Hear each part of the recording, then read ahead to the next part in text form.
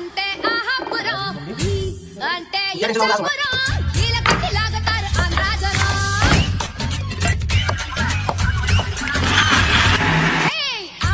అంటే అమలాపురం అంటే ఆహాపురం అంటే ఇచ్చాపురం నీలకట్టి లాగతారు ఆంధ్రాజనం అంటే గుండాపురం